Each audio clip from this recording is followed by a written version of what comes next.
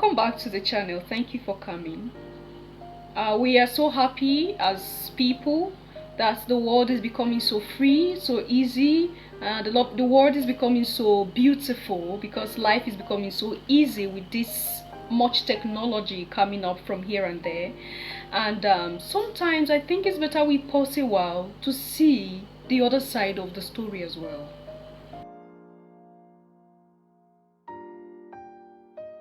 This is so crazy to see. This is the bottom of the supply chain of your iPhone, of your Tesla, of your Samsung. I mean, I'm just naming those companies. Right. It's all of them, right? All of them. And here's what you need to know, Joe, about this video. I was the first outsider to get into this mine. This is an industrial cobalt mine where there's not supposed to be one artisanal miner. Now, that's the term used for people who are just digging by hand as opposed to tractors and excavators. This mine, and I can name it, it's called Shabara. There's not supposed to be one artisanal miner here, according to the consumer-facing tech companies and EV companies buying this cobalt. Lo and behold, I walk into this place and this is what I see. There's more than 15,000 human beings crammed into that pit. Anyway, there are lots and lots of videos like this going out around there. We see this every day, and there are questions that comes to mind when things like this are seen. Of course, there is no doubt that without cobalt I wouldn't be able to communicate with you right now. You see me and then we get to pass some information. Of course, without this same cobalt, like I said earlier, you wouldn't be able to reach whoever you want to reach at any part of the world as quickly as you want to. Without cobalt, you can name them. There are lots more. But still, we shouldn't, erase the fact that people are being used, right? Cheap labor. Now, before we go down to some things, the fact still remains that, of course, people are being exploited, like I said, because these people had no option, and that is why they are going into these mines to work. Mind you, it's not just for the cobalt. We have mines for gold and other mines and other places where natural resources are being excavated. These are the poor Africans that keep working and breaking their backs there. And sometimes when you see the money they are being paid at the end of the day, you ask yourself, is it worth it? To them, it worth a lot, because they need the money to survive by day. Most of the persons you see working in the mines like these are people that survive by what they earn by day. Just imagine, Africa, we have everything, but we have nothing. Now, like I said, these people do not want to do things like this, but they have no other way to survive. And that is why we lose hundreds of people by day in mines like this. I think there was one other video I saw.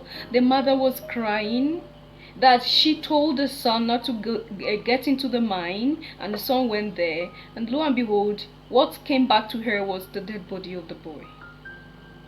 She herself walked there. Now, these are stories that we see because they are real. We see them. It happens by day, and this keep happening because it's a never-ending something. It's a never-ending one.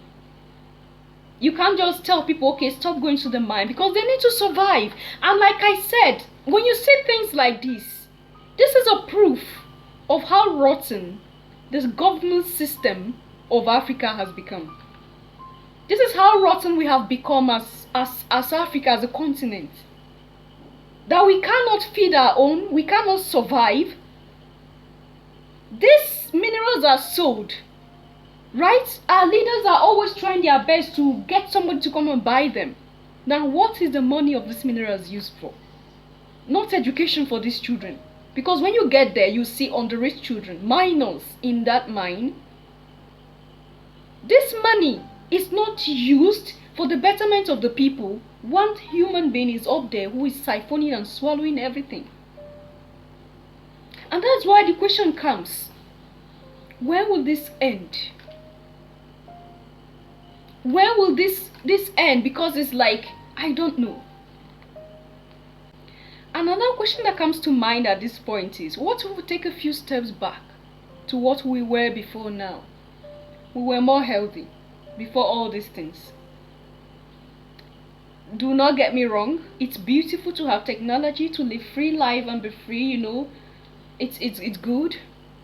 But before now, our ancestors survived without these things. They lived their lives without these things. They lived longer even than we now, because we die so easily these days. Without all this technology to make life better, our ancestors lived life longer than what we are living. Do you think it is possible for us to take a step back to the life we were living? Because when we take a step back, some decades back, things are not as messy as it is today. Now just imagine how things are today and imagine the tomorrow. How will it be like?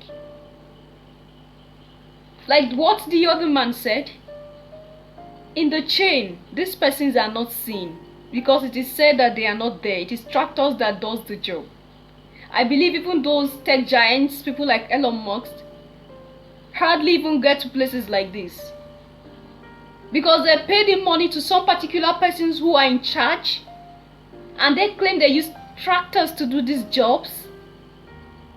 But it is human being, and then these human beings are going into this job, accepting these jobs because they have no option. They want a better life. They want to live, right? They want to live as every African, as every human being. But they cannot live like that because of the greed, wickedness of some other persons who claim to be leaders.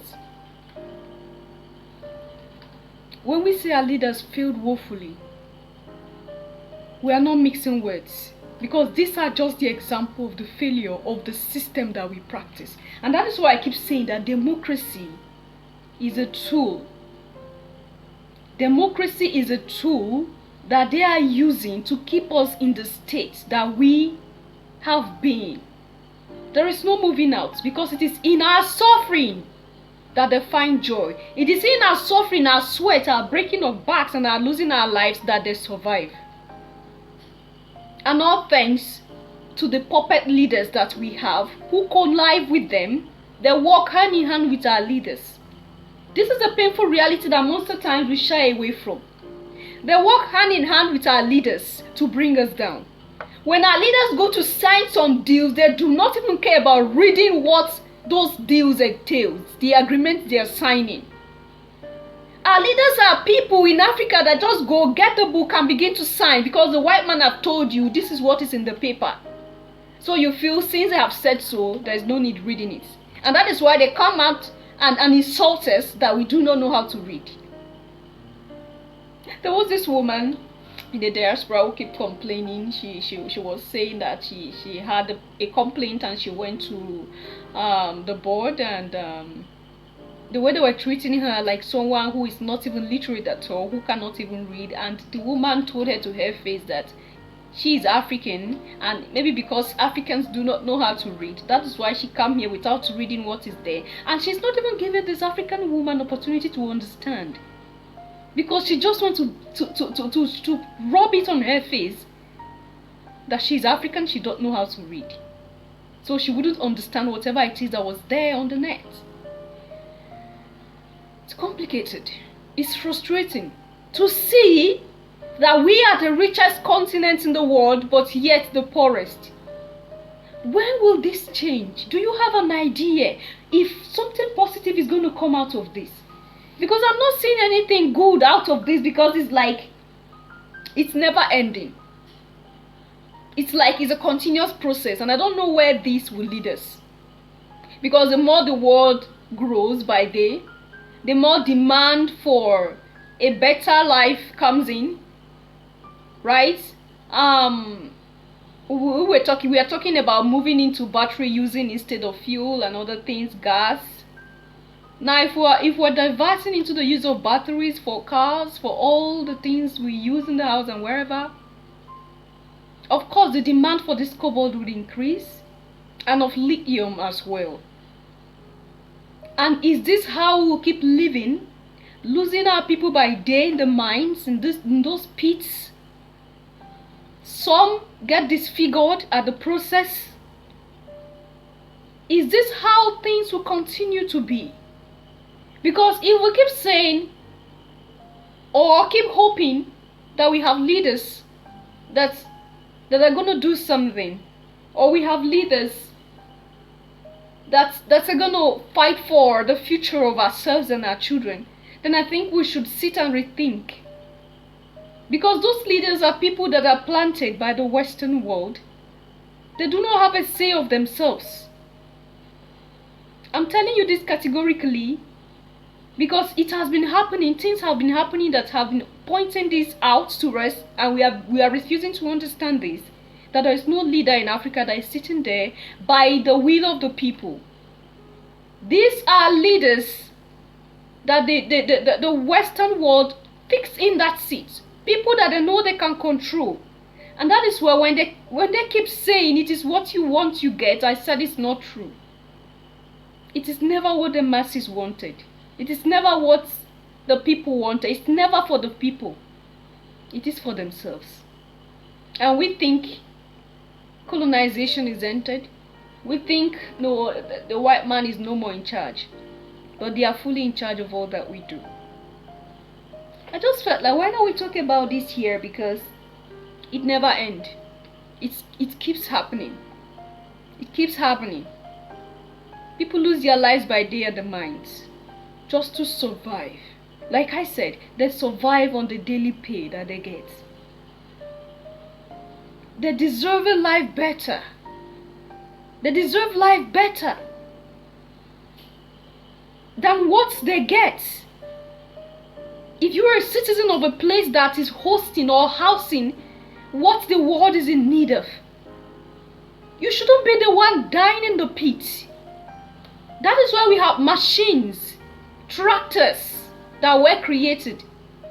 I think those things were created to ease the life of man.